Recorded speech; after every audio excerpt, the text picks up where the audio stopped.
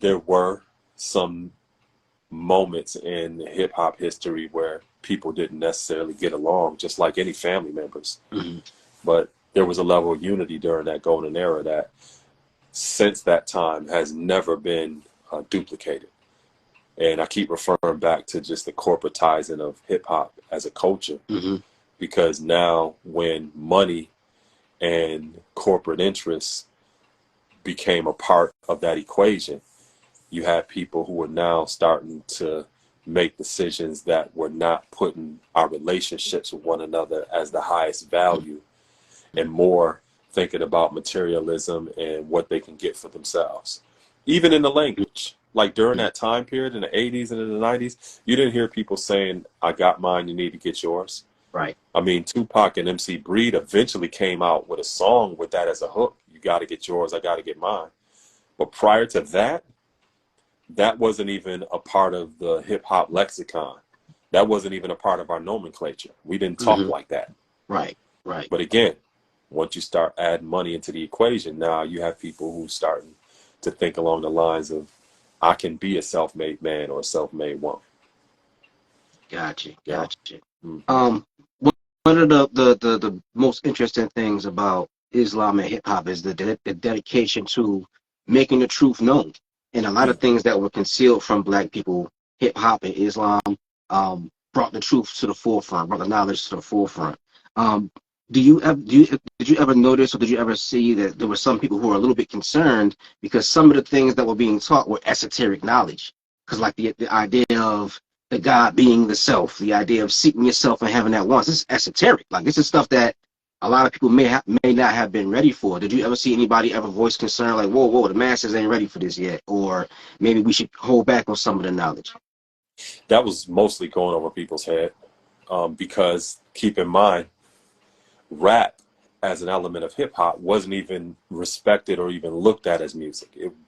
It's crazy. When I talk to younger people today, I tell them, do you know it was a time that they wouldn't even play rap music on the radio? And they said that it was jungle music. They wouldn't even play it on the radio. It's hard for them to conceptualize that because you see rap music in every aspect of life. Every aspect of life. Whether they're selling toothpaste or whether you see them selling an app, or it's always something related to monetization or something they can commercialize. But at one point, rap music wasn't even seen as music. So it was very not only minimized and discarded, but people were very dismissive about it. And there was a level of freedom in expressing ourselves that way musically because there was no censorship. We can say what we want. And I'm talking about before there were videos. Right.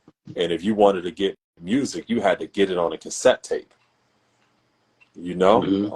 So people had a level of freedom in terms of expressing themselves that media outlets and corporate interests were not paying attention to. Right. But then when we got on the actual radar of corporate interests and the media, and people started to see movements developing around this consciousness that was evolving in the youth that was similar. Again, we're talking about the children of the Black rights, the Black Power movement and the Civil Rights movement. We start to see that same consciousness developing in these children. Oh, we got to do something about it now. Right. Before, it's like, yeah, this ain't even music. We ain't even paying attention to this. Right. Or they scratching records. Yeah, whatever. I don't care what that is. Or they doing these type of dances like that. It was very, the mainstream media and the status quo had a very dismissive attitude about it.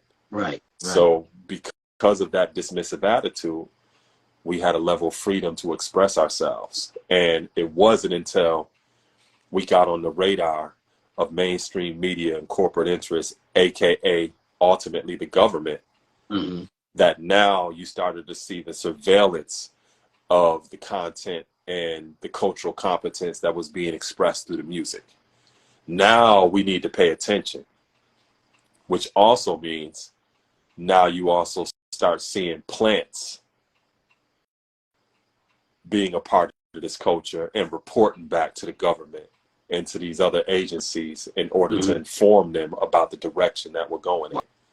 Wow, yeah, you're right. And then on top of that, the same exact tactic that you saw happening in the Black Power movement and in the Civil Rights movement, where you have this propaganda campaign where now people are starting to be fearful and frightened about what's going on and all this other stuff. And, oh, the same thing you were talking about, where it's like, oh, no, we don't need to be, sharing so much or saying too much. The exact same thing. The same playbook was used on the parents and the grandparents of the children who created hip hop. The same playbook. That's crazy. Yeah. So